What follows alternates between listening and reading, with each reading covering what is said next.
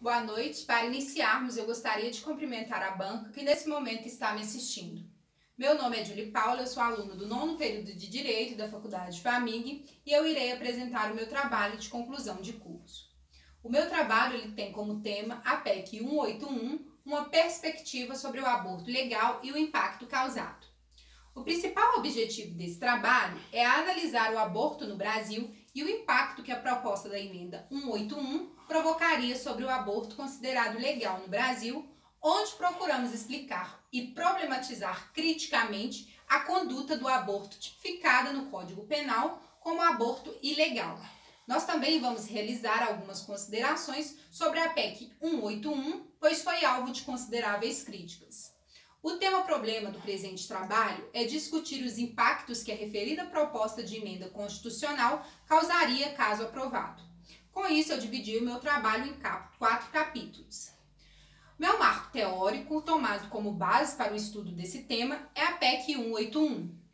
O texto ele foi aprovado pela comissão em 2017, foi alterado para incluir na Constituição Federal a ideia de que a vida deve ser respeitada desde a concepção e não só após o nascimento. A seguir, eu falarei um pouco acerca dos capítulos que compõem este trabalho. No meu primeiro capítulo, refere-se à introdução, onde apresenta as principais motivações e objetivos desse trabalho realizado. No segundo capítulo, trata-se do conceito de aborto. Não é recente essa discussão sobre o aborto legalizado ou criminalizado, mas para que isso seja entendido, é necessário entendermos um pouco sobre o conceito de aborto e fazer uma pequena abordagem histórica do tema. O aborto é uma expressão latina que derivou da palavra abortus. A palavra aborto significa interromper uma gravidez, independente se o aborto for espontâneo ou voluntário, a fim de resultar na morte do embrião ou do feto. Sendo assim, o aborto é a interrupção do desenvolvimento da gravidez com a finalidade de eliminar o feto ou o embrião do útero, sendo que essa interrupção poderá ser espontânea ou voluntária.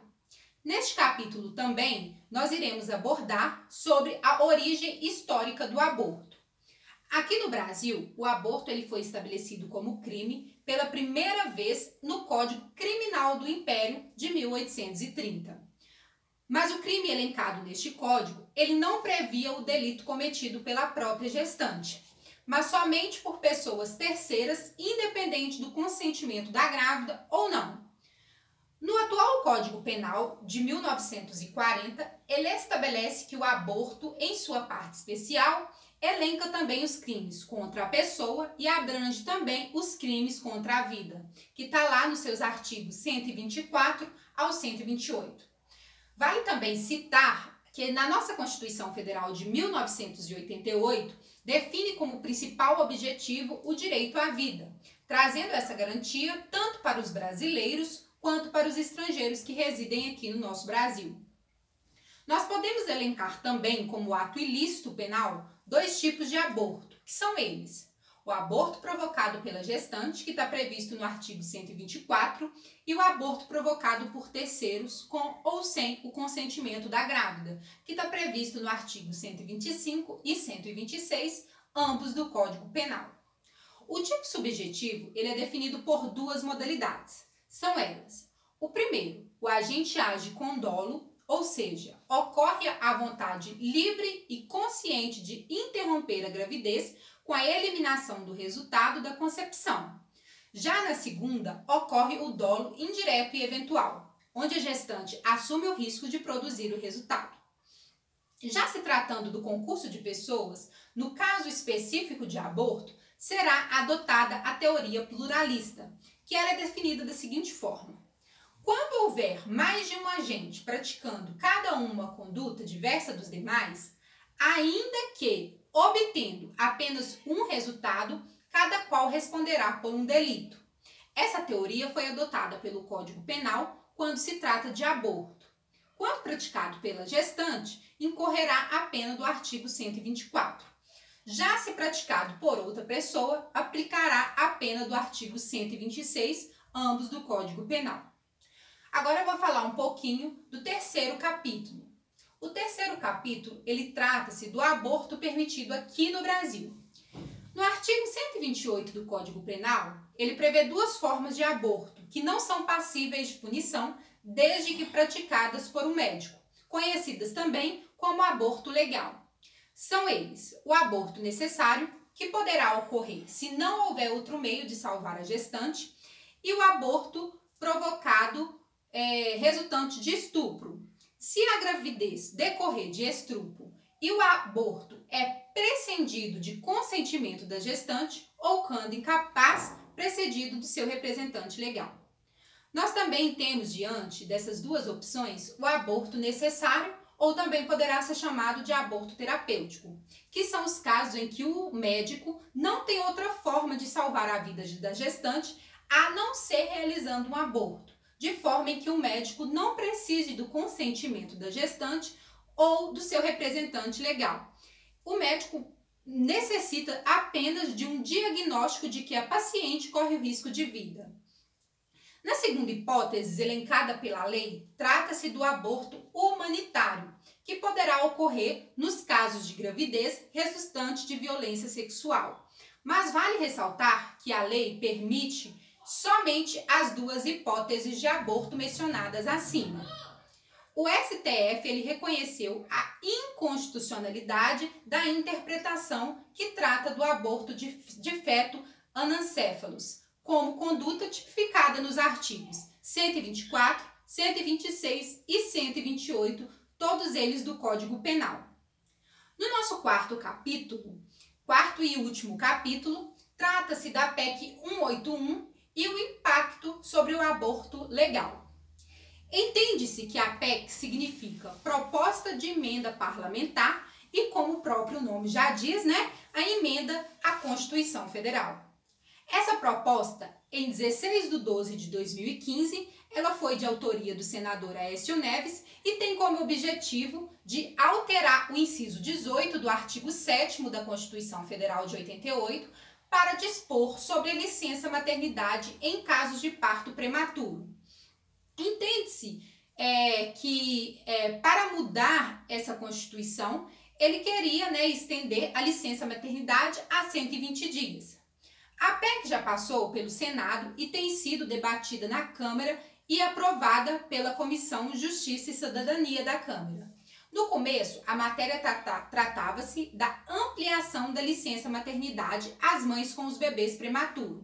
O texto foi aprovado por 18 votos a 1 na Câmara. A proposta passou a enfrentar resistência quando chegou à fase de discussão na comissão especial. A última etapa, antes da votação em plenário, porém o que mais gerou discussão foi o projeto que deu alteração dos deputados homens da comissão, que eles votaram pela inclusão de uma mudança no artigo 1º da Constituição, enfatizando a dignidade da pessoa humana desde a concepção.